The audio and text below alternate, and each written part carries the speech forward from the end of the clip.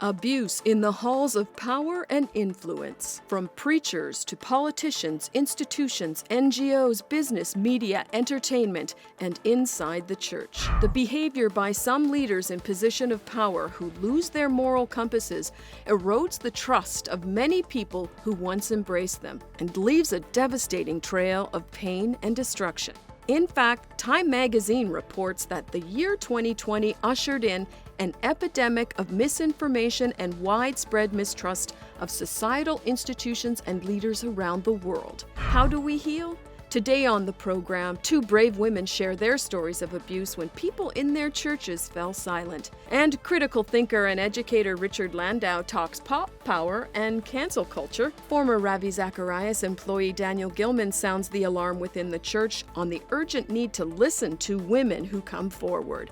But first, Maggie John with Dr. Serene Jones, president of Union Theological Seminary in New York City, on the Silence is Not Spiritual movement. Serene Jones, thank you for being here. First, let's talk about the news of Beth Moore's stunning departure from the Southern Baptist Convention. How did you respond to the news? Well, I was not surprised by it. The Southern Baptist Convention has a long history of losing some of its best women because it will not permit them to hold space in the pulpit, the most treasured position in the church. So it's not surprising. And I know she will go on to continue to speak and have a long career, and her voice needs to be heard. Beth Moore's a big presence within the Southern Baptist Convention. Do you think they're going to learn some valuable lessons through this? You would hope so, but there's many other Beth Moores out there who over the last 20 years who have left, and it has not shifted, but we can only hope and pray that it does begin to shift the conversation, because she is such a major voice in the Southern Baptist Convention. What's the church's role in protecting survivors of sexual abuse and stopping it before it happens? Well, the role of the church in protecting and stopping it before it happens should be huge. In fact, we should be looking in churches at the theology that's preached, at the scriptures that are used, at all aspects of theology that would either promote or justify the power of a minister or the leader to such an extent that they feel empowered to take advantage of and abuse members of the congregation. But we also need to address the issue of silence. Silence is not okay. That knowledge of misconduct needs to be immediately called out, and you are held responsible for the knowledge you have. This is not something that's all right to be quiet about. I agree with you. I mean, I think silence is a big issue in the church today, especially when it comes to sexual abuse. Have you seen the culture change any since the Me Too and the Silence is Not Spiritual and the Church Too movements of just a couple of years ago? Yes, I've seen a lot of movement. It is now increasingly a topic that people are willing to speak about. I've particularly seen movement in the evangelical world, where evangelical pastors, which previously had sort of complete immunity around these issues, are now being challenged by their churches, by their congregations, when they do sexual abuse or overstep the boundaries of their position in any way that's inappropriate with parishioners, and they're being held accountable. So yes, I think it's tremendous. How can the church be more active? You know, we talk about just acknowledging and not being silent, but how can we actively protect vulnerable people within our communities, within our society? Well, I know that very many denominations in the United States have mandatory training for all clergy and all leaders around sexual misconduct and sexual abuse. I know that our seminary and many seminaries in the United States require misconduct and abuse training before people can graduate with their Masters of Divinity and become ministers. It needs to get incorporated into our curriculum at every level, so that there's knowledge about what happens and there's knowledge about how to address it. And finally, last question, what are your thoughts about the sexual abuse allegations that have come forth about RAVI ZACHARIAS? Oh, they're just horrifying, very disturbing. I'm sad to say, though, that every time I hear these, I'm horrified and disturbed, and yet at some part of me, I'm not surprised. That is very often in our culture the biggest personalities and the people with the most power and the most unquestioned power, that use that power to take advantage of others and use their power to abuse and deeply damage and harm others. Talk to me about the importance of women in the church and the voice of women in the church and why we need to be reminded of that. Well, basically, the church is women. If you look globally, 80% of the people who make up the churches, Christian churches in the world, are women. They run the churches, they clean the churches, they do the cooking in the churches, they run the offices in the churches. They are the people who are filling the pews, they're at the Bible studies. And the fact that this mass number of voices and devoted lives are ignored when it comes to leadership is a devastating failure of faith at its very core. Women should be stepping up to lead, and stepping up to lead with the full force of the Lord behind their voice. Yeah, and the support of the church behind them as well. For years, the name RAVI ZACHARIAS was synonymous with apologetics, defending the word of God in front of millions of people.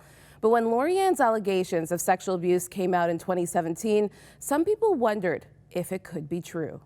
But after a lawsuit and a signed NDA non-disclosure agreement, the allegations were quietly forgotten by the general public and many who worked closely with RAVI, but not by the victims.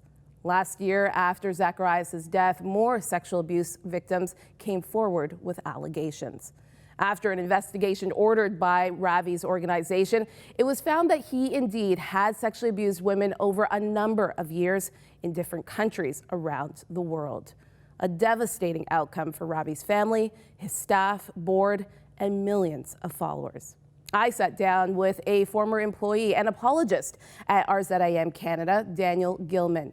We spoke for over an hour about the culture at RZIM, lessons learned, and why he is now committed to advocating for victims of abuse. Here is part of that conversation. So Daniel, the last time I saw you, we were at an event run by the RAVI ZACHARIAS International Ministries, of which you worked for, and it was called What's a Woman Worth? And the irony that we're sitting here almost exactly a year later in this situation. A lot has happened since then, hasn't it? A lot has happened since then. Yeah. Yeah. When you joined the team at RZIM, had the allegations from Lorianne Thompson already come about? Yeah, and it's something that has been just really painful that I've had to acknowledge and reckon with. And because the allegations were already out there. She had already been able to share a little bit of her story, quite silenced because of the NDA against her, but she was able to share a little bit. And I remember I was not at all part of RZIM at the time. I was a huge fan of RAVI's, and I saw this headline from Christianity Today, and I no, like we've lost so many legends to scandals. Please, not RAVI. He seems so wholesome. So I looked at it and I found his narrative and was so relieved to find, okay, it's all good. This isn't the case. And I just went on with my life. And a bit after that, I got the call saying they're interested in me, and I happily joined the team. But in that process of them vetting me, I got a call from an Ottawa area pastor. I was in Ottawa at the time. And he said, Daniel, there's these serious allegations against RAVI. If you look at the evidence, you can see it's likely true. And you should really look into this and not join the team. And I thanked him for calling me. We all need friends who can say the things we don't want to hear. So I said that to him, hey, like, don't be shy around me. I'm glad you're telling me stuff that I would find hard to hear. But yeah, I didn't actually, I forgot about it. Looking back now, Daniel, what are some lessons that you have learned about the culture, the office culture that was at RZIM? Because I don't think, and we've seen, that this is not just an RZIM issue. As you've alluded to, there are so many other cases within the church and outside of the church where you just don't question the person at the helm. Like every single one of us can find ourselves not living up to our own convictions.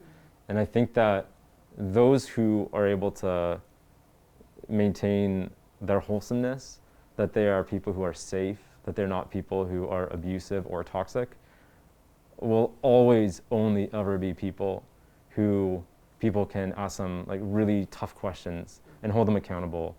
One of the books that I turned to and helped me work through some of this stuff is a book by the former CEO of Dunkin' Donuts. He wrote the book Challenge Culture, and he writes about how he helped foster a really healthy culture at Dunkin' Donuts, where anybody was able to ask any question about the way they were doing things or the conduct of even him, the CEO. It's it's bigger than RZAM, huge corporation. And reading that book, it was so hard on my heart because I was like, this is so much more wholesome than what I experienced at RZAM. That type of challenge culture is not there. And to be honest, I don't think it is in a lot of churches.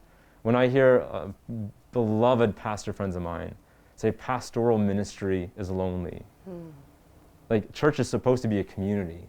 And so if the pastor is lonely, then it means that he must be somewhat above or removed from the community. And when we're isolated, we become more toxic. So you were let go by RZAM earlier this year. Yeah. And you, I mean, when I met you, I think you were already doing advocacy work, but even more now, you are serious about advocating for abuse survivors. Tell me why you are taking this on even more head on, and the importance, especially, of a man speaking into this sphere. Yeah, so I'm just starting as a victims advocate with the Whitestone Clinic, and I'm going to get to speak to companies, churches, individuals, whoever wants to listen to me. I'm going to talk with them about how to make our communities, our companies, and ourselves safer people, more wholesome, more victim-centered. One of the reasons I'm doing this is that when I've looked back at the past bunch of months and seen, like, I'm grateful that I finally stopped ignoring Lori-Ann Thompson's voice and was one of the ones at RZAM who got to speak up for women and try to help the ministry really hear them. About 1 out of every 3 girls in Canada is sexually abused by their 18th birthday. That stat, 1 of every 3, doesn't include all who've been abused after they turned 18. The amount of people in Canada who have been sexually abused, both girls and guys, is astronomically heartbreaking. And those numbers are true just as much within the church as outside of the church. I think every single one of us needs to take the time to learn, to be equipped, and to be part of the solution. A colleague said to me, like, Daniel, I'm glad you're speaking up. I'm not going to speak up. I'm glad you're speaking up. You're speaking up and because you're specifically called to advocate for victims. And I said, no, I'm not speaking up because I'm called to advocate for victims. I'm speaking up because it's the human thing. Like, I don't just mean the humane thing. I mean every human being, every girl, every guy has a responsibility to love our neighbor. And our neighbors are being sexually abused. Our wives, our daughters, our brothers, the amount of men and women, boys and girls who are suffering abuse and even abuse at the hands of pastors or speakers like a RAVI. Like, we need to become informed. We need to be part of the solution.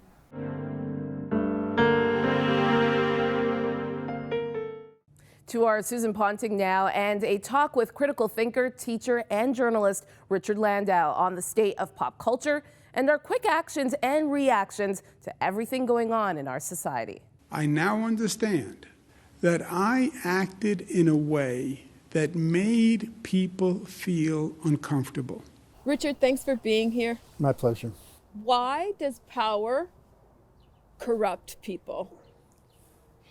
I think it's because people think that the acquisition of power is the main objective. They don't realize that power is like a tool.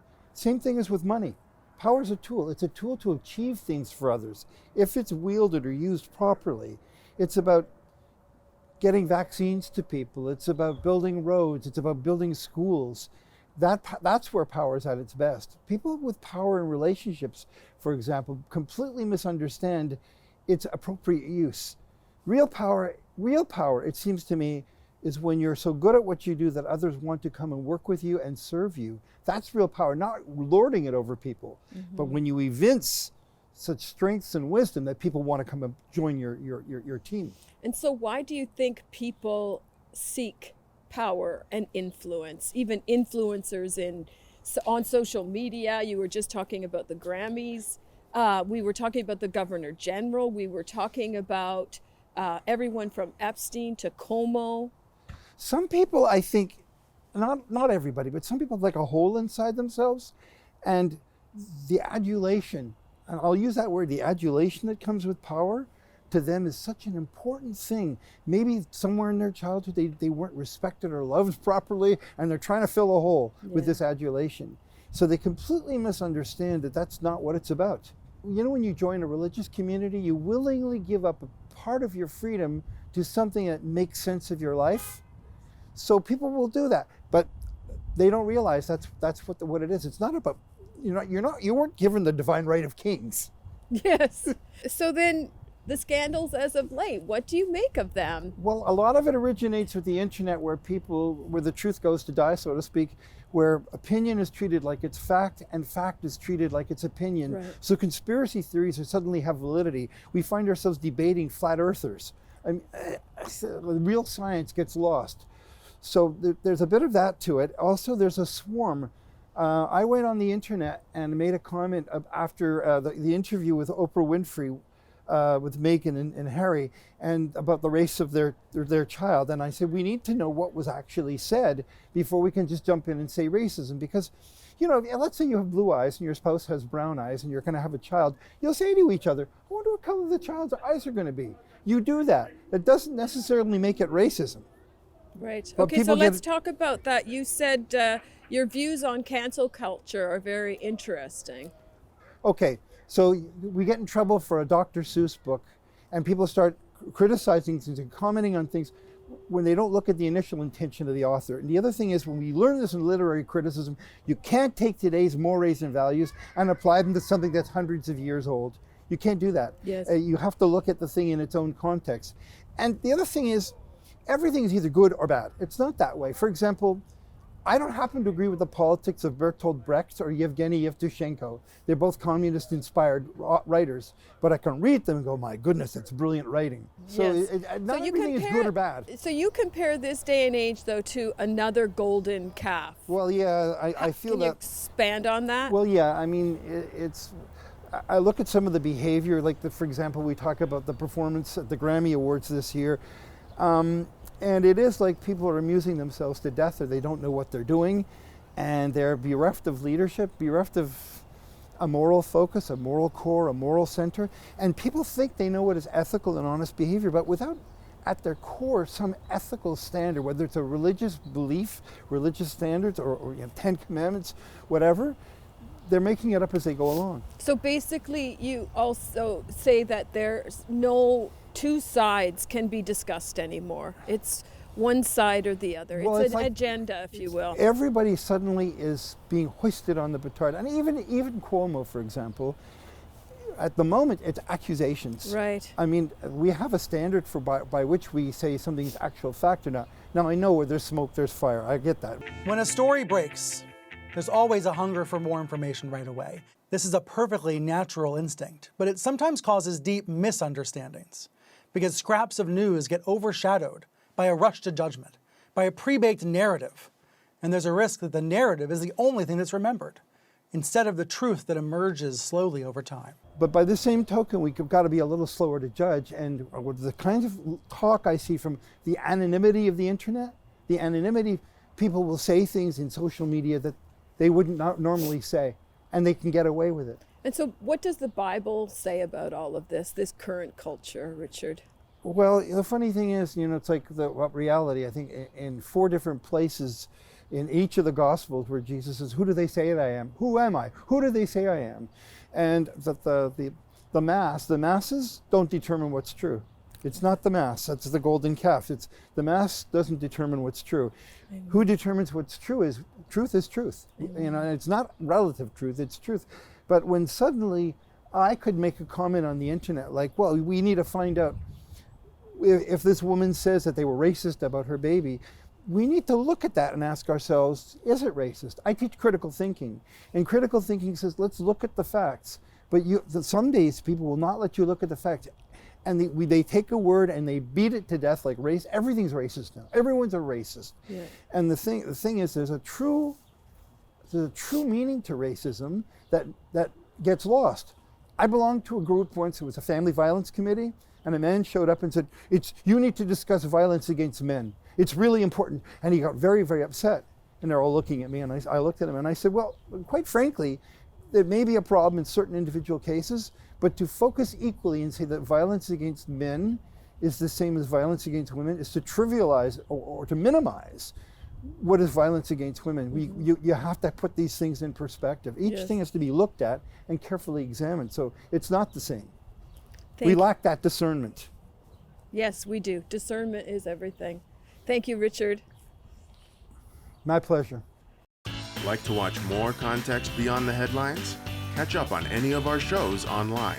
On YouTube, search Context Beyond the Headlines for the most up-to-date episodes and extended content.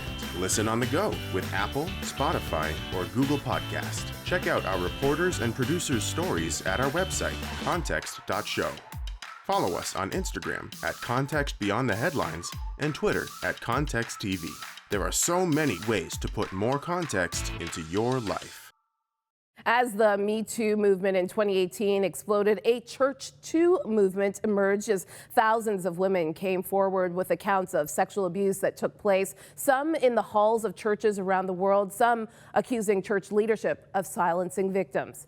As we heard off the top of the show with Dr. Serene Jones of Union Seminary, popular Bible study teacher Beth Moore recently stood up to advocate for the many voices that need to be heard.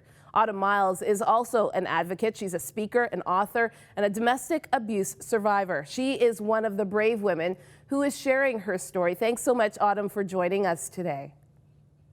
What an honor. Thank you for having me. All right. Well, what do you think about the continued culture of power and influence that continues to try to silence the voices of sex abuse survivors in the church? Well, it needs to stop. I'm committing my life to being a voice, to representing the 1 in 4 women and 1 in 7 men that experience domestic violence in their lifetime. The church is not immune, as we've seen in the last couple of years. Unfortunately, that's just when the issue we became aware of the issue, but it's been going on for centuries. So it's not okay, and we need to stop it. It grieves my heart, Autumn, to know that leadership in the church was not a safe place to go. So you are now advocating for the church to be a safe place. What needs to happen for the church to be safe? Well, let me tell you, I wrote 10 steps that's on my website, autumnmiles.com, that any church leader can go to. And it is a guide for you from someone that has been there, been treated badly, and come out on the other side. There are 10 simple things that if any church was to follow these 10 specific things, their church would be considered a safe haven for domestic violence victims. The problem is, I did a study with Lifeway a few years back. 98% of Protestant pastors assumed their church was a safe haven. However, 63% of pastors had no plan in place in order to protect domestic violence victims if they were to come forward. And if you know anything about someone that's been abused, a domestic violence victim will not come forward due to safety reasons for her and her children unless she knows that the source she is coming to can be trusted. Can you highlight just a few of those tips? And we'll put your website on our website as well so people can go and see those 10 tips. But what are maybe 2 or 3 of those tips that you can highlight right now very quickly?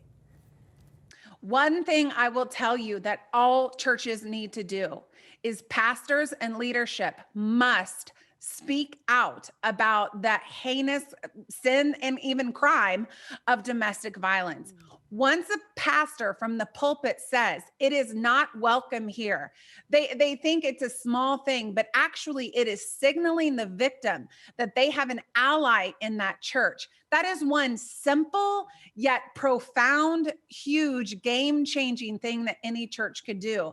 The second thing I would say, and there's 10 of them and they're all good. The second thing I would say is when a victim comes forward, you as a pastor or leader need to understand it took an amazing amount of courage for her to come forward and say something. She is risking her life. She is risking her children's lives. So when she comes forward, believe her and take the appropriate actions, such as calling the police and getting her into a safe shelter.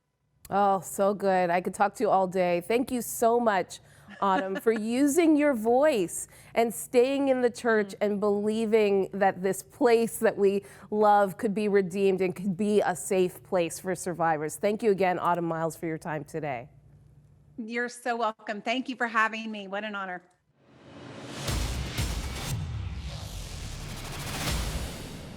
We are now joined by Mary DeMuth, author of We Too, How the Church Can Respond Redemptively to the Sexual Abuse Crisis. Thank you so much, Mary, for joining us today. Thanks for having me. It's great to be here. Now, as an abuse survivor yourself and a Christian, how does it feel when you keep hearing these allegations of prominent leaders in the church committing sexual abuse? It is very disconcerting and discouraging, but I am really encouraged that some of these things are being brought to the light. And so when those disclosures happen, I'm actually, instead of getting discouraged, I'm choosing to be encouraged because it means that it's out there now. That's a good perspective. You say the church has minimized the evil of abuse. You help church leaders create safe havens for sexual abuse survivors. Why is this important to you, and how do you start? Right. So growing up, after I became a Christian and started going to church, I never heard any sermons about sexual abuse. I thought I was a freak. I thought I was weird. And so one of the things that I love to do now is to encourage churches to actually talk about this openly, and that helps people not feel alone. So that's part of creating a safe space, besides having good policies and procedures in place for children and things like that. And last question, accountability. In the number of cases that I've heard, accountability was missing when it came to some of the perpetrators not having people around them to hold them accountable for what they were doing. How important is that, especially in the church? I think we need to get rid of this weird celebrity culture that's happening in the church, where a great big leader surrounds himself or herself by yes people who never challenge. This has to change. We need to flatten the leadership structures of our organizations, and we need to have accountability on every single level, and no one is above approach or question. All right, Mary DeMuth, thank you so much for your time today. Thank you so much.